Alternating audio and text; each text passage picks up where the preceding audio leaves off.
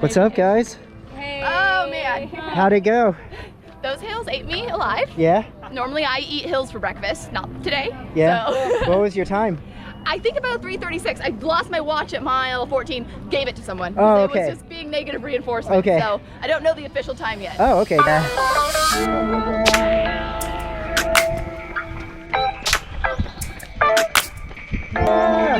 Good morning. Good morning, Clint. Did I win? What? Did I win? Yeah. How's it feeling out there this morning?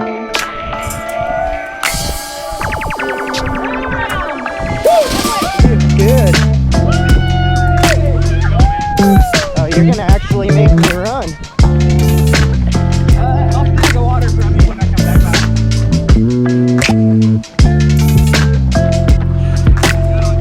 Yeah.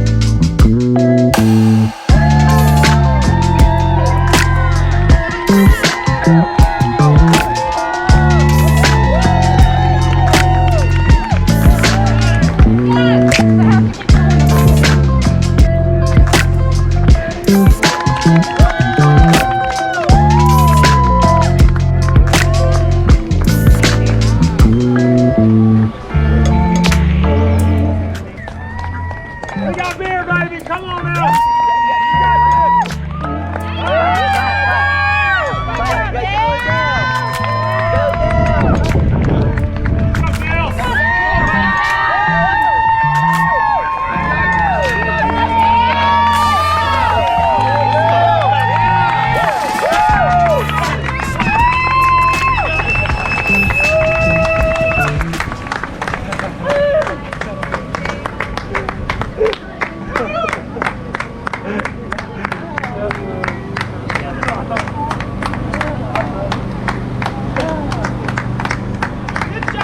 Alright guys, well welcome back to the channel. I hope that you enjoyed some of that footage. So what you were seeing, that was some footage from the recent race that my running club held. They recently held kind of a makeup race for the Boston Marathon, which was turned into a virtual marathon this year because of COVID-19. Pretty much all races all over the country have been shut down or turned into virtual races.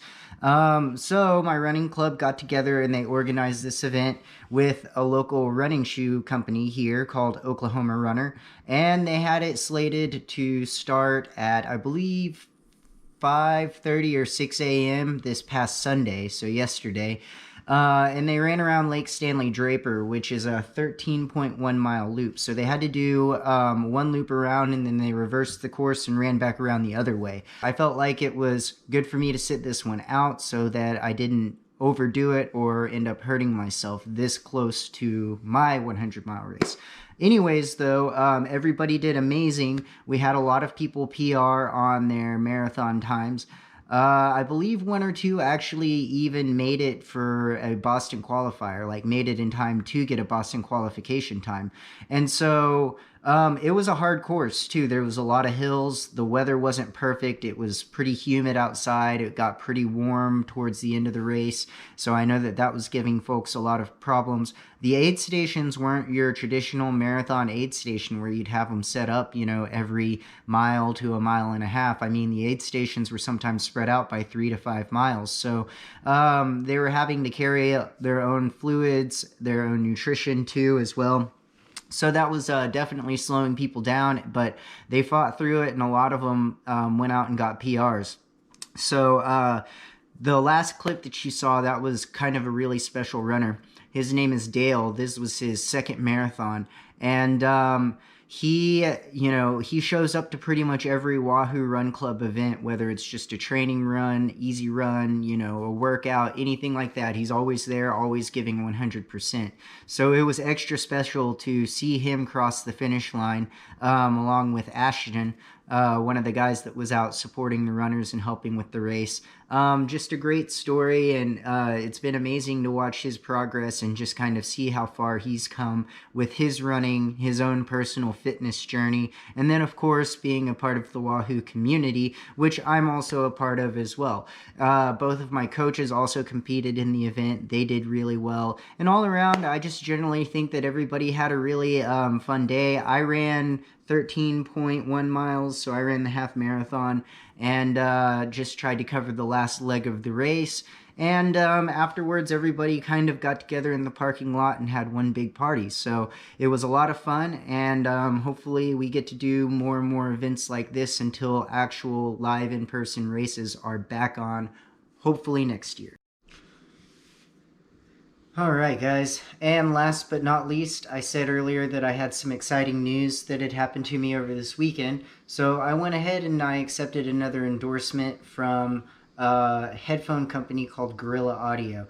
Now, one of the unique things about this company is that they're very eco-friendly. For instance, everything that they sent the headphones in, from the packaging all the way down to the fact, like the way that they printed the user's manual for the headphones themselves, was 100% compostable or recyclable.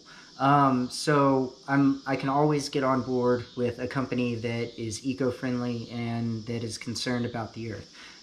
So moving forward, talking about the headphones, the first ones that I'd like to talk about are these guys right here. Now, I tried to film some close-up angles with the GoPro earlier, and they just didn't turn out that great. So hopefully we can get enough detail in on these right now to get it to where you guys can kind of scope these out a little bit. So I know they look kind of strange, and you're thinking, how would those little tiny drum looking things fit over inside your ear so you can listen to music? Well, they actually don't.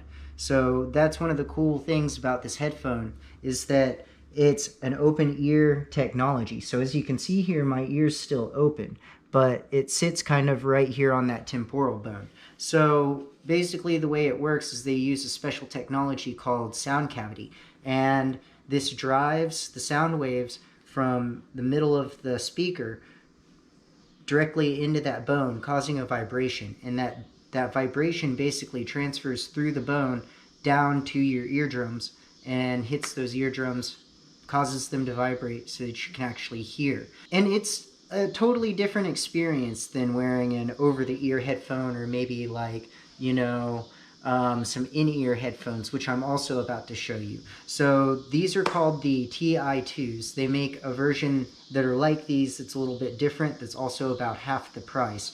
And I believe those ones are called the Marathon. But this one is called the Ti2. It's their premium headphone. And just as a disclaimer, Gorilla did send me these to review, and as I said before, I'm endorsed by them now, so I'm kind of working through an ambassadorship program with them. And you can actually log on right now to the website and take 20% off with the code SUMMER at checkout. And so we'll go over pricing on these here just in a second, but first I wanted to talk about the quality of the sound. That seems to be everybody's biggest question with the open ear bone conduction headphones, is how does it actually sound? So the only way that I can really compare it is by talking about another headphone that I've used that was also an open ear headphone.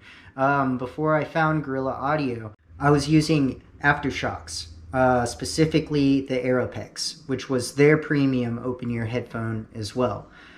I have to say, in comparison, as far as sound quality goes, Gorilla Audio's sound quality is a little bit better. The high ends are a little bit crisper and a little bit cleaner, and the low ends, they don't rattle. Where the Aeropex, whenever I'd be listening to a bass-heavy song, like maybe some EDM or some techno or some hip-hop or some trap music, or maybe a cello-driven chamber music. I don't know, the list goes on and on. But anyways, the low end would kind of rattle and you'd feel that vibration in your face bones, if you know what I'm saying.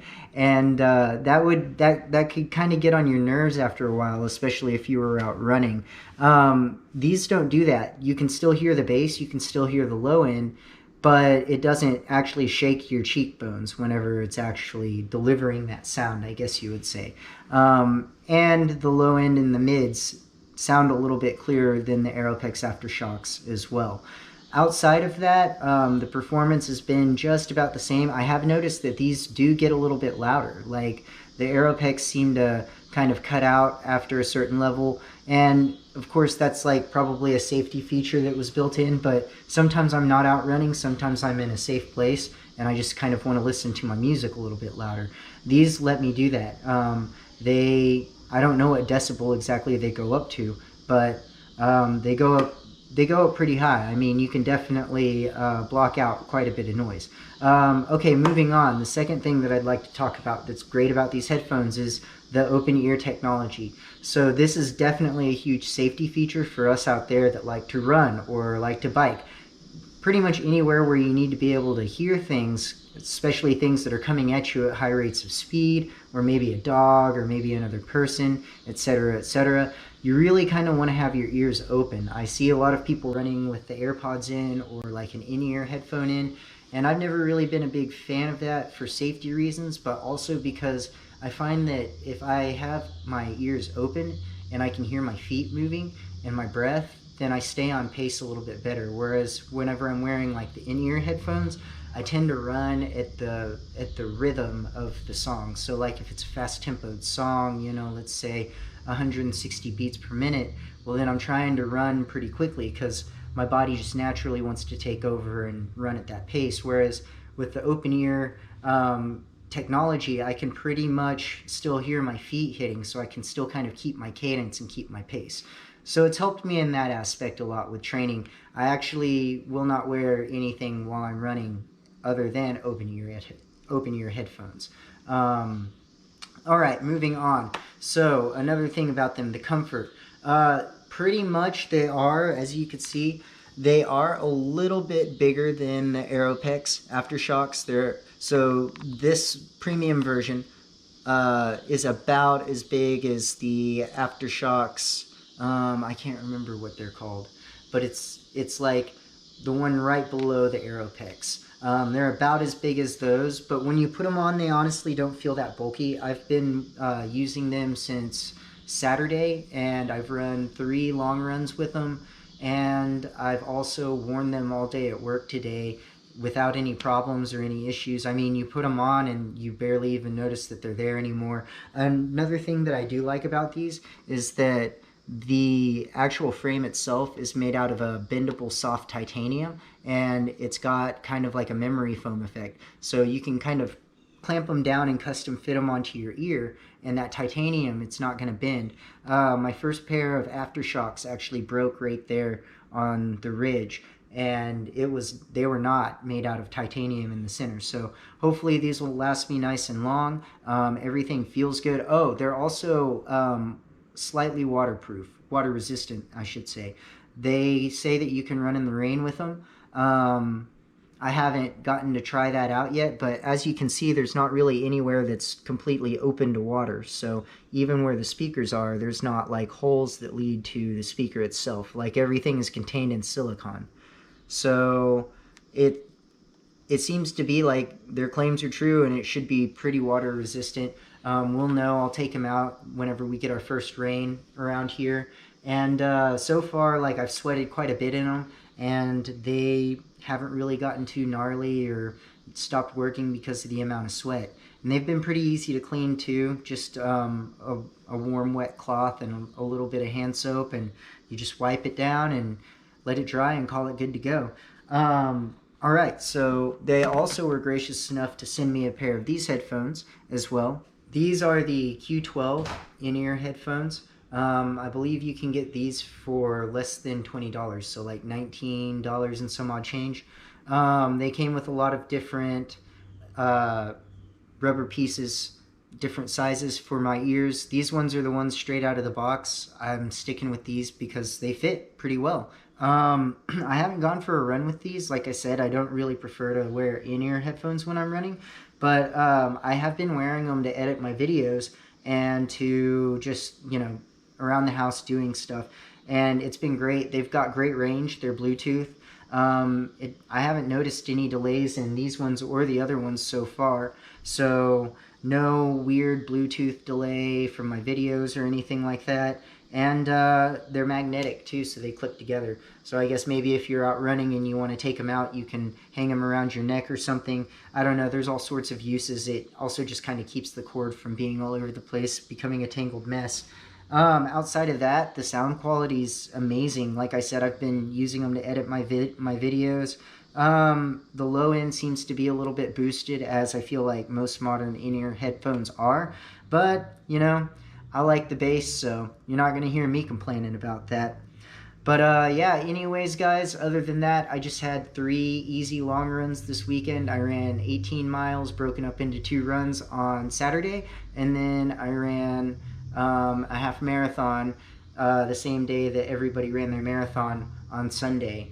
And as for today, like I said earlier, I'm taking a rest. I'm just trying to recover and relax, and then tomorrow we start back with the running, and I'll probably go climb after work and get some other stuff done too. So tune back in later this week and I'll have another vlog up, and until then, like and subscribe if you haven't already, and I'll see you guys later.